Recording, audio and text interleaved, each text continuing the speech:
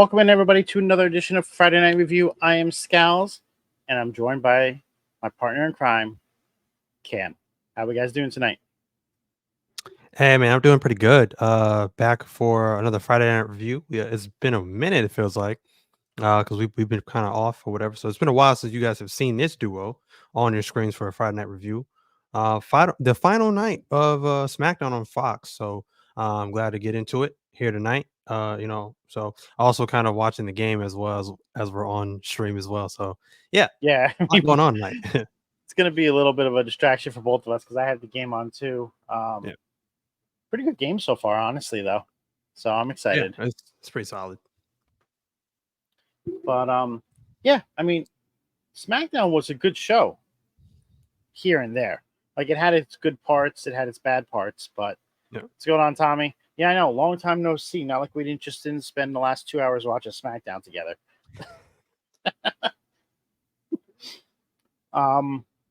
Let's start off with how the show opened. Obviously, they're going to end the Fox era with Cody coming out first. You had to think there's not going to be anything different about that.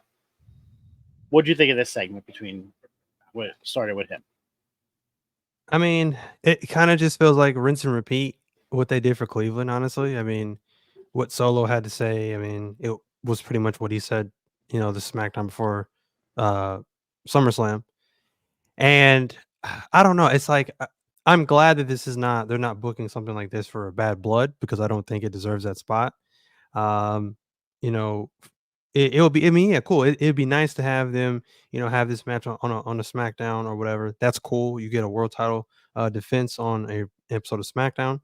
But overall, I think this ultimately needs to be over with him and Solo, and then they eventually, move Cody on to something else. Because right now it's just uninteresting. And then of course you're doing a steel cage, which is cool, I guess, but it's just kind of like one company does one thing and the other company does the exact same thing. It's like I don't really need two steel cage matches on two different programs so close together. It's just kind of it like tarnishes the feel for a steel cage match because that should just be on a special occasion.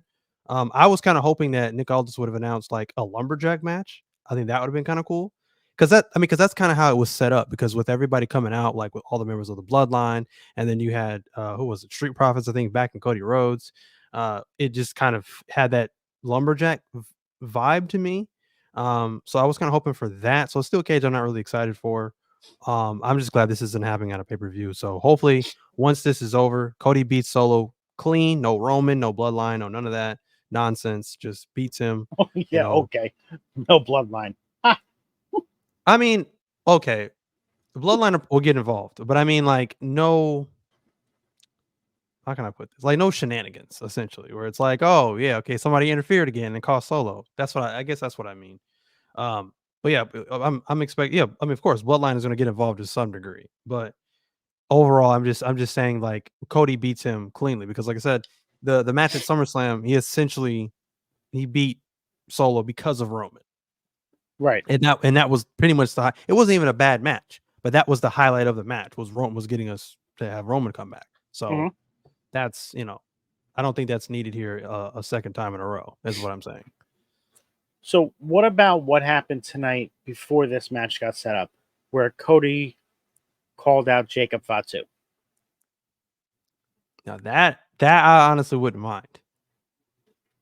I don't know if Jacob is ready for that spot yet, but I mean, he's my favorite Bloodline member. Plain and simple. I literally just bought a Jacob Fatu shirt because I was just like, what am I waiting for? Like, this is my favorite Bloodline member. You look at the guy, he's the most athletic, he's the most aggressive, he's the most vicious. He completes that group, honestly. He was like the missing piece to those three. So I love that guy. He's great. So him versus Cody, I think would be an amazing match. And I think he would put him surviving Jacob Fatu, I think puts Cody over even more if that's even humanly possible. So I wouldn't mind that, honestly. See, I think everything that had happened between Solo and Jacob is setting up for that turn down the line because Jacob's going to turn on this bloodline because he's getting hindered by Solo. Like everything he's earned, Solo is trying to take away from him. Yep. He took away the tag belt from him, gave it to Tongaloa. Is that who? Yeah, Tongaloa. Yeah. And now he took his title shot, essentially, because Cody wanted to face him. So when they go to set up for War Games for Survivor Series, and Roman is going to need that extra member, that's who it's going to be. Jacob Fatu. Yep. I wouldn't mind that. Like I said, once again, the guy is just he's like the secret weapon, to any group. So I would love to see him with Roman, and I have heard that be a possibility. I think initially it was a possibility when he first came in. So I think it kind of surprised a lot of people that he aligned himself with Solo. But I think this ultimately sets up, based on what we've seen and based on what you just said, it sets up the turn from Jacob Fatu. Then Jacob Fatu ends up joining again potentially the Usos and Roman for Bloodline War Games. And then I think with Hikuleo, aka Talatanga, coming in, I think he ends up joining Solo. So yeah. Okay, you have Hikuleo. You're going to have Zilla Fatu also is going to be another one that's coming soon. Yeah. All these people coming. I mean, we could just have a whole show with just the bloodline. We could. it would be good. So after that, I mean, we had everybody hit the ring. So you had Street Profits DIY. You had the full bloodline, and then Nick Aldis came out. That's how we got the announcement. If anybody gets physical right now, then they're going to be fined and suspended. So they're calming down, building up to later in the show, as well as the steel cage match next week to finish off WWE week on USA, because it'll be, I don't remember the last time all three shows were on the same network. I mean, probably. I don't think ever. Because NXT has only been on USA. And I think started after SmackDown was already on Fox on USA. Well, I think at one point they did have Raw and SmackDown on the same show, but that was like, or same network, I should say. Right, Raw and SmackDown, yeah. Which was like 2019, 20 something like that. Yeah, right before they went to Fox. Yeah. But that was it. You never had NXT. You never had all three of them there. Yeah. So I'm interested to see how they do this going forward. Because next week, every show is looking to be stacked. Yeah. After the opening segment, you had the Batch Day segment with Tiffany Stratton and Pretty Deadly. Pretty Deadly is announcing that they're going to be debuting Pretty Deadly the musical next week. Not going to lie, I kind of want that to want to see what happens with that. I don't know if they're going to get their ass beat again by Nia Jax or not, but I mean, that would be pretty funny. Nia comes in, interrupts, tries to convince Tiffy that she's going to be on her side, but we all know this is all setting up for Tiffany to cash in against Nia and probably fail. I don't see her winning the title when she cashes in. What about you? I don't know about that one. Like I said, I think anybody who gets, I said this before, but anybody I think who gets a customized briefcase, I think they're destined to hold it for a while. And again, I personally don't want to see her try to cash in and then fail. I think that's just me personally. I think that's just bad business. I think that sets her back a little bit, because then you got to try to build her back up. Yeah, they got a nice little story going on with her, Nia. I think, Nia's doing her thing right now. She had a pretty decent match, anything goes match with Michin last week. So yeah, and like I said, they put her over the way she's supposed to be put over. It made her look dominant. So, but no, I don't know about that one. Like I said, I could easily see her holding on to it a lot longer. I think Tiffany Stratton's probably going to hold on to it till at least Rumble. And then I think she cashes in at Rumble. I think she successfully wins at potentially Rumble. So that's me. I don't necessarily see her failing a cash in. I don't see them going all out with this decked out new pink and bedazzled briefcase just to have her fail. So Have her lose. Okay. yeah. I mean, we'll see. If it gets destroyed beforehand, that might be the sign of what's to come. Yeah. Potentially, yeah. Next we had the match between Tiffany Stratton and Bayley. Decent match. Bayley gets the win. She rose plants Tiffany. Yeah, I thought it would have been a better match between the two, but I don't feel like we're given enough time to actually develop anything. And I think that's probably the biggest issue with this match. Yeah, I mean, personally, I believe that Bailey kind of has taken a back seat since losing the title to Nia Jax, and I think she was kind of in a kind of frustrated that she pretty much had been regulated to like losing to Nia over and over again on house shows. So I kind of believe that this win for her tonight was kind of like charity. I think this was just to keep her happy. So she doesn't get any ideas to leave or what not have you. So that's what I think this is because I mean, if you think about the program they got going on now with Tiffany and Nia, I mean, what role does Bailey really play right now? I mean, is she going after Nia still? Does she want her rematch? I don't know, but we'll definitely have to see how that plays out.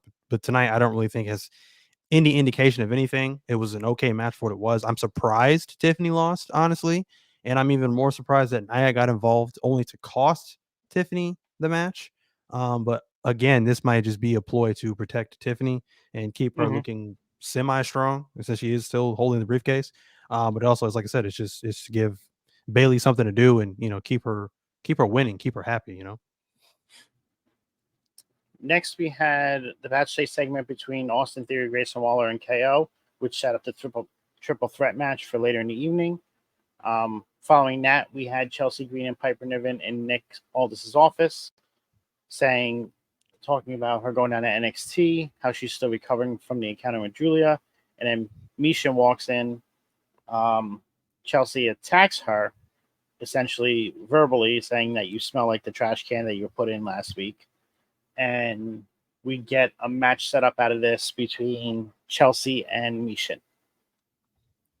What do you think of these two segments that were backstage? Again, I honestly would like to see Chelsea Green put in something.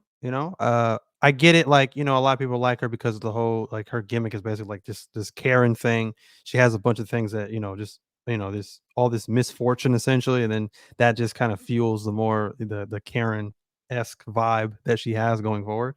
But I would kind of like to see a little bit of a progression thing with her. I don't know. Maybe put her in a title picture, or maybe put her in something that I can really be like, okay, we're actually going somewhere with this. But other than that, I mean, she's fine. The backstage segments were fine for what they were.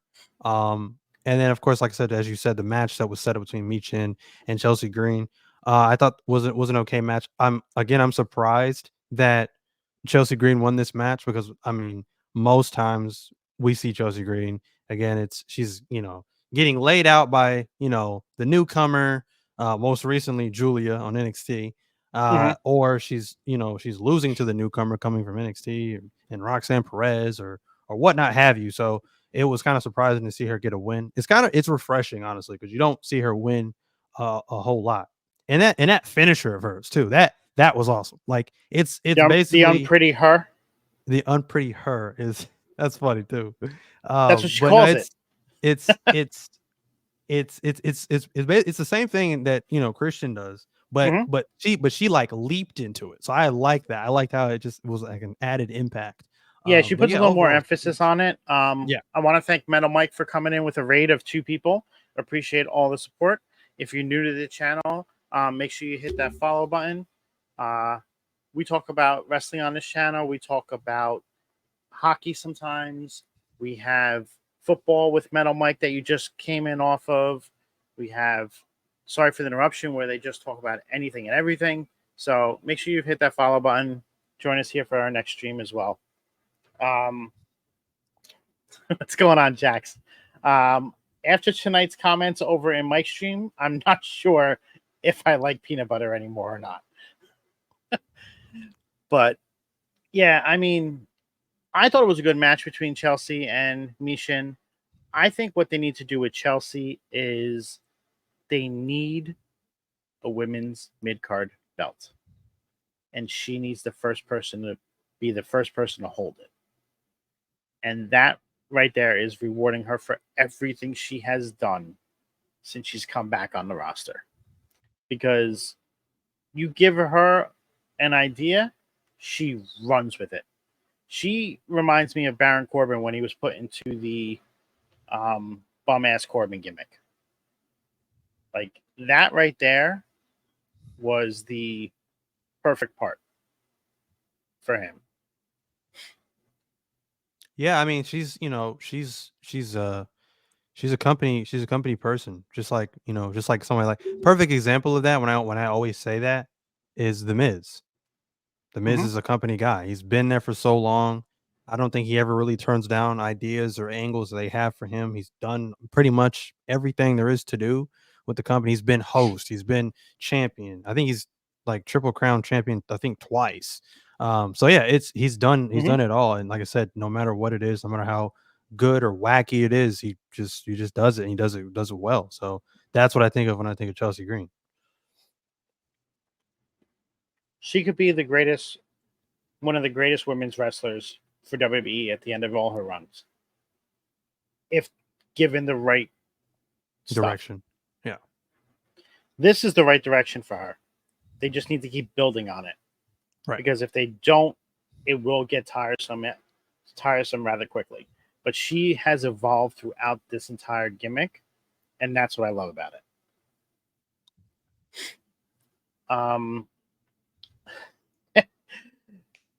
Next, we get to my favorite part of SmackDown. Giovanni Vinci, his debut. You get the vignette. He comes up in the car. He comes out to the ring. Great entrance. Nice jacket. Showing off for the crowd. Waving, smiling. Taking his sweet time. Because, he's confident. Goes to take off his jacket. As he's taking off the jacket, ref rings the bell. Apollo Crews rolls him up. 1, 2, 3. Less than 5 seconds. What did you think about this segment? Man, it's hard to put into words. But I'm not really surprised, I guess. Because I mean, I honestly, like I said, I think he's having a rough 2024. First, you get kicked out of Imperium, then you get sent over to SmackDown and essentially repackaged. And then, like I said, I was trying to be positive about it because I ultimately, when I seen the vignettes and things, I'm like, I don't like this gimmick already, but I'm like, you know what? I'll give it a chance. I'll give it like at least a month. But I don't see him making really a real big impact on his own on SmackDown. I really don't, if I'm being honest. So this being, his first match since all of this stuff has gone on in this, repackage or whatever. I was like, so like soon as this music hit and I seen his name on the Titantron, I'm like, okay, cool. Like I'm locked in because I'm really curious to see what comes of this. So he comes out, he's looking like he's fresh out of like a GQ photo shoot or whatever, spray tanned all to hell. And but he's got the Gucci on or whatever, and he's looking like $1 million or whatever, or he's looking like he's getting ready to be like, the billboard poster boy for WWE, whatever sponsorship, whatever. All that to get pinned in 3 seconds. I'm like, well, I guess that shows you what WWE thinks of Vinci. Because good thing for Apollo Crews though, right? Because I mean, Apollo Crews hasn't really done much. I mean, they put him in this tag team with Baron Corbin. Hasn't really taken off Great yet. tag team. It's a decent tag team. To me, hasn't really taken off yet, but it's a decent spot for Apollo. It at least gets him on TV. So I guess it's good for Apollo because I don't know when the last time Apollo's even had a singles win. I couldn't tell you. But so I guess good for Apollo. I mean, I guess from here they built off of a Vinci and Apollo Crews short term feud. I guess I don't know, but ultimately, like, there's really nothing there. I mean, Vinci thing was it was here 1 minute, now it's gone. So this is his gimmick from NXT. when he was still in NXT and Imperium came up to the main roster. This is similar to what he did down there. He was a great singles wrestler down there. He got a lot of time to shine. He had great matches, but his attitude was that he was cocky and that he always thought he was the best at everything he could do. So I think they use this as a way to try and knock his character down a little bit. Like the same thing that they did with when Gunther lost to Sami Zayn on the main roster. Like he surprised him. So I think this is going to turn Giovanni Vinci into somewhat of a star going forward, because you're going to see exactly what he could do. And it's not going to be about his gimmick. It's going to be about what he can do in the ring. And he'll impress a lot of people. We'll see for sure, because I'm not impressed right now. But I mean, you're impressed with the next match, so why don't you talk about it? The triple threat match between Grayson Waller, Austin Theory, and Kevin Owens. You told me you were impressed with this before we started. So, I mean, when this match got set up, initially, because they had the whole backstage segment with Grayson Waller, Austin Theory, and Kevin Owens. At first I thought that Kevin was essentially throwing out the challenge for a tag team match. Like he was going to find a partner and then it'd be him versus Austin Theory and Grayson Waller. But the way he set it up for a triple threat, I was like, that's kind of strange to me. Because I was like, initially, I just feel like Austin Theory and Grayson Waller are just going to team up on him anyway. So I thought that was kind of weird, and like I said again, with no real implications for anything, no more contendership or anything like that. I thought was kind of weird, but no, I stand corrected. This match was actually really really good. I didn't expect to see them go like as far as they did in terms of what they did in this match, like breaking out tables. You don't really see again unless it's some kind of gimmicked match. You don't really see tables and stuff like that broken out a whole lot. At least I don't think so on just a regular episode of SmackDown. So broke out the tables and just bodies flying all over the place. It was great. Kevin looked amazing, I think. And I think he definitely needed this win coming off of Berlin. So yeah, no, this match was definitely awesome, and it surprised me for sure. And I like the subtle teases for the breakup between Waller and Theory, because it's coming. We've all wanted it to happen for so long now. Yes. And they keep teasing it. They're going to do it when everybody least expects it. They're going to get tired of this. They're going to be like, oh, I don't even care anymore. And then, boom, it's going to hit and everybody's going to go nuts. So I'm excited for it. Yeah, I mean, like I said, you heard the subtle crowd reaction when Austin Theory broke up the pin, and they got to that brief scuffle just there. So like I said, it's I think the anticipation is building up. Great stunner by KO. Amazing sell by Theory. One of the best. Yeah. He's probably one of the best to ever sell the stunner. This guy just gets it. He's going to be a big star too. Like, he's built like a star. And everybody's like, oh, they ruined him with the failed cash in on a mid-card belt, everything else. People will forget about that when he's a champion again. But they have so many people right now in WWE, it's hard to give all these people championships. And that's why they need to start making people feel relevant without the title. And I feel that they're starting to do that in the right way.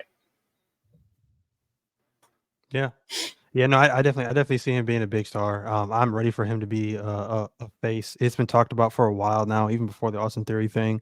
Initially, I mean, just look at the progression of Austin Theory. He went from the whole stealthy thing or whatever. People hated that, and then he transitions from that to being more serious, more sinister, and then everybody was just like, yeah, this is how Austin Theory should be. I personally enjoyed his United States Championship run. I think for a while there, I think he was carrying that championship on his back because that title was borderline or irrelevant just because it wasn't really being booked the right way. The cash-in thing, yeah, it wasn't the greatest, but I don't think it necessarily hurt him. He still has a long career. He's young. He has a long career ahead of him. And then, like I said, this also gets Grayson Waller back to what he was when he was in NXT. Because I liked Grayson. I definitely thoroughly enjoyed Grayson Waller's heel work in NXT, and I think he'll just ultimately be better off on his own. So this is the way to do it, and I'm waiting for it. I can't wait for it to finally happen, and get a match between these two. Because I think them one-on-one, I think will be a good match as well. Oh, I agree. I think they're going to have a great match between the two of them. It'll be able to showcase both of their abilities. I think they're both going to come out better on the end of it. Yeah. After this, we had LA Knight come out to an amazing pop from the crowd. This guy is just a superstar.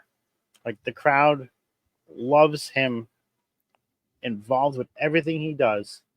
And as he's talking, you get Carmelo Hayes to come out, which I was like, all right, maybe he's going to be a challenger for him. This moves on, keep going on. Of course, Andrade comes out now. They're using LA Knight to set up the 5th match between Carmelo Hayes and Andrade. What do you think of that? Bravo. Brilliant. Because, again, you take someone like Andrade, who, from like Mania to now, I guess you could say, there hasn't been a whole lot going on. I mean, it's been a struggle with getting a crowd reaction. It's been a struggle with really getting him involved in anything that is really interesting or piquing anybody's interest. Same thing with Carmelo. Since being called up, fans don't really know how to take him. I think they're still really studying him. They're still really observing him, and they don't know how to react really. So, and then when they put them two together, I was like, okay, that's great. But again, this is the problem with Andrade. They've just been having these one-offs and then going nowhere with it. So when they started this whole kind of this series, they didn't really announce that it was a series, but they've turned it into one. It's been great. They've been killing it. They've had 4 matches now. I thought the series was kind of dead after Andrade beat Carmelo twice, but they did a 3rd match and Carmelo wins, and I'm like, okay, you're still down 2-1, but all right. And then Carmelo wins the 2nd match, or the 4th match, I say. So now it's tied up 2-2. And that's another thing before this segment that I would like to touch on as well. And that's another thing I liked about SmackDown that they did. I think they did very well. They talked about the series of matches that they've had, and they had like the record, 1-0, Yeah, 2-0, that was a great 2-1, 2-2. touch. That was awesome. I like that. I like how they are officially saying that it's a series, because they didn't say it was, with no implications of it being a series when this started. So I thoroughly enjoyed that. And I always said, like, I even said this before, even before this segment even happened. Like, whenever this series of matches or this feud ends with Andrade and Carmelo, whoever comes out of that, I think, is a shoo-in to challenge for the United States title, I would think. So this segment that was just the stamp that I think we all needed. So that makes perfect sense. So the 5th and potentially final match between these two, number 1 contendership, I'm all for that. Personally, I wouldn't be opposed to a triple threat. However, I think with that happening, because obviously I think LA Knight's retaining, it then kind of takes out 2 potential contenders too soon. So I feel like a definitive winner needs to happen between Carmelo and Andrade first, and then maybe we can revisit that and do a triple threat. But I think for the first match, it either needs to be LA Knight and Carmelo or LA Knight and Andrade. Either way, those are going to be great one-on-one matches. I think we get best out of 7 series. I don't think this next match is going to be the final match. I'm fine with that. Andrade already had his chance at the United States Championship, which Melo cost him the chance. So I think the next one we're going to get is going to be Melo, and then Andrade is going to cost him. And then that's how we're going to get to match 6 in the series. So I'm loving what they're doing with this. They're showcasing 2 phenomenal wrestlers who have good chemistry together. And that's all you can ask for, because they put on good matches. Yeah. Now we have the main event of the evening. Before we head on out to the main event, you had the Street Profits and DIY talking in the back that they need to put the respective quest for the tag titles aside so they could take down the Bloodline tonight. This match had the Bloodline versus Street Profits and DIY. And man, this match was good. My favorite part was when Jacob came in and just ran roughshod over everybody. And this guy, like, I thought he was going to start taking out his own teammates. Like, that's how he was going. Yeah, no, like I said, this match was awesome for sure. I definitely love it. I like the chemistry with Street Profits and DIY for sure. I think that makes DIY look a little cooler. I think, honestly, so they're getting that rub from the Street Profits. But no, like I said, again, Jacob Fatu, I told you this before. We even started. Like, he's my favorite member for sure. Easily. And he comes in there. I mean, he's got the best Samoan drop, I think, out of any Samoan bloodline family member I've ever seen. Like, he puts everything into it. It's more impactful. It's more believable. He has the best looking super kick. The man's athletic. He can freaking moonsault halfway across the ring. From the top rope. Like, he's great. He's physical and he's athletic. He's just like the perfect, just beast in the ring that you could expect. So he, like I said, he's the one that pulls it all together for sure. And yeah, like I said, what you said about him taking out his own teammates, again, we talked about this. It might come. It just might be happening. Sooner rather than later. Who knows? But no, this is an awesome match for sure. It's just everything from start to finish was great stuff. And the Bloodline, I think, definitely needed this win. Like I said, as a unit, when they're in the ring all together, I think they're unstoppable right now. No matter what anybody says. I know there's people that hate this version of the Bloodline, or this version of the Bloodline is weak, or Solo's not believable, or whatever. I'm liking this version of the Bloodline. They just look like complete animals. Every time you see them out there, we definitely need to see a tag team title defense. That's for sure. It's But only been, besides, 3 weeks? yeah, I mean, the ones on Raw haven't been defended in over 80 days, so. yeah, that's true too. So, but no, but other than that, I think, like I said, they're a great team overall with this iteration of the Bloodline. So yeah, great main event though. Once again, Solo takes the shine away from Jacob Fatu. He does the implant DDT, takes out Ford. Solo wants to tag, gets the tag. 2 Samoan spikes later, he pins Ford for the win. I don't like that Ford got pinned. That's the one thing I don't like. I feel like this guy has such great talent that he's going to eventually be a single superstar, and I feel that they've already missed the boat on that once. I don't want to see them keep making him be the one to take the pins. I think it would have been better if it was Gargano or Dawkins. Like, I don't think Ciampa should have taken it either. I mean, I don't know. I would have been okay with Ciampa taking the pin because I don't know. I don't Ciampa's singles run, I think right now is over. I think is mainly just DIY. So I think he can take a pin and be fine. In terms of Montez Ford, it's funny because there was a time when it was like, him and Dawkins kind of were just more kind of on the same page. And then I think people started paying more attention to Montez Ford and just the entertainment aspect that he brings in the ring. And they were just like, this guy's got to be a star at some point. And like I said, you had said it best. We all thought that they were pushing that, especially that breakout performance he had in the Elimination Chamber that year. And it just never came. So I get what you mean by, they missed a boat. I think they've missed it entirely. I think that ship has just completely sailed.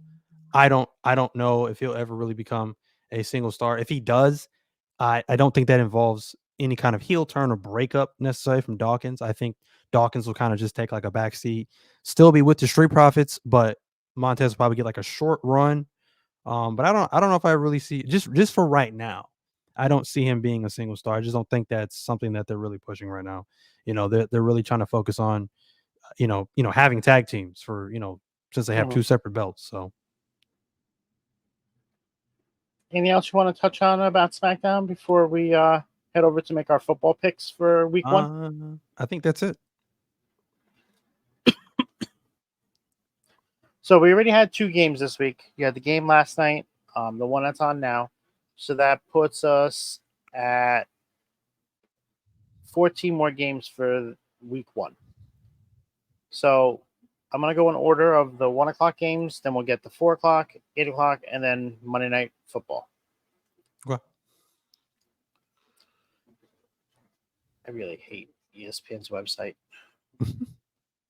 All right. So first matchup, Pittsburgh versus Atlanta. You already know I got to go with my Steelers. All right. So you're taking Pittsburgh. I'm gonna go with Atlanta. I don't like Wilson as the QB in Pittsburgh. I mean, I don't either, but I mean, I wouldn't put Fields out there. Like I said, the idea is to have, Wilson be out there and then to prep Fields, but I don't like it either. What's going on? I really hate this. All right. Arizona versus Buffalo. Cardinals and Buffalo Bills. I'm taking the Bills. Okay. I'm going along with you on that one. Tennessee versus Chicago. I think we see Caleb Williams get his first win here. Yeah. Yeah, I'll take Chicago as well. New England versus Cincinnati. Cincinnati. Yeah, that's kind of a no doubter. I'm gonna skip this game because I feel like that's the best of the 1 o'clock games. Next we have Jacksonville versus Miami. Oh. Sorry, Jax. I'm going with Miami. Yeah, I'll dang. That's kind of a tough one. I think I'll go with Miami though. Yeah. Carolina versus New Orleans. Saints. I'm gonna go Carolina on that one. I think Bryce Young's gonna have a good year this year. Giants versus Minnesota. I gotta go with my Giants, even though I don't think they're gonna win. I gotta put some faith in my team. Giants, I hope. All right. And this is the best 1 o'clock game out of everything. Houston versus Indianapolis. CJ Stroud versus AR-15. I'm gonna go with the Texans. I think Colts are gonna do what they do best and come out with a lead and then blow it at the last minute. I'm going with Houston as well. I love CJ Stroud. I think he's going to be a great QB for many years to come. AR-15, I'm worried about his injuries, especially after last year. I'm afraid that he's going to fall in the same boat this year. Yeah. 4 p.m. games. Las Vegas versus the Chargers. Chargers. Yeah, I think Vegas is a lost cause right now. I'm going to stick with the Chargers as well. Denver versus Seattle. Denver and Seattle. Seattle, I guess. I'm going with Seattle. I think Bo Nix has a good game in week 1, but not going to be enough to overtake them. Washington versus Tampa. Got to go with the Buccaneers. I'm going with Washington. I think they're going to surprise a lot of people this year. Dallas versus Cleveland. Dallas. I'm going Cleveland. I think being in the dog pound is gonna help Cleveland win. All right, Sunday night football, first one of the season. Los Angeles Rams versus the Detroit Lions. Probably the Lions. I think the Lions. They're going to be on a revenge tour this year. I think. I'm going with the Lions as well. And Monday Night Football, San Francisco 49ers versus the New York Jets. I'll take the Niners. I'm taking the Niners as well. Do we see a repeat performance of from Aaron Rodgers this year? I hope not, for his sake. But yeah. So that's our picks for week 1. I'll put a post out there so everybody can see what we're what we're doing. Anything else you want to talk about before we head on out? That's it, I believe. All right, so Cam, where can we find you? Well, you can find me on TikTok at Cam's Square Circle Mania. Call me Cam G and Cam's Wrestling Corner. You can find me on Twitter /X at Cam and Cheese 317. And of course, you can find me on Instagram at 317 Bacon, Eggs, and Cam. You can also find me on Call Me Cam G every other Sunday because I have a show called The Cinema Shenanigans with me and Virgo. And we basically talk about the movies and TV shows, things of that nature that we have watched throughout the week. It's something like, separate away from wrestling because we talk about a lot of wrestling, particularly on this podcast and on River City Radio. So, something we're trying to, separate, get our own lane going for that. So yeah, if you like movies and you like TV shows and you like talking all that kind of stuff, join us. Our next show is September 8th, potentially like 6 p.m. Eastern Standard Time. Times may vary, whatever. I know it's gonna be kind of difficult now, especially with football season going or whatever. But yeah, join us. Check us out, and yeah, it's a good time. I am Scalz. You can find me here every Friday night on Friday Night Review. Also on Tuesdays, right after NXT on NXT on Tap. That is a YouTube exclusive. So if you're not following YouTube, make sure you do. Name's right up there on the banner. You can see it. That's Off the Top Media. You can also find me on TikTok, Twitter, and Instagram at Off the Top Media _. Lately, I have been streaming some Fortnite gaming on TikTok. So if you actually enjoy that, come out and check it out. Just started playing it. I blame Will and Jax for getting me into the game. Now I'm kind of addicted. So just come out, have some fun. We just chill, hang out, play some game. I want to thank everybody for coming out tonight. Again, make sure you like, subscribe, share, and we'll see you all soon. Have a great evening.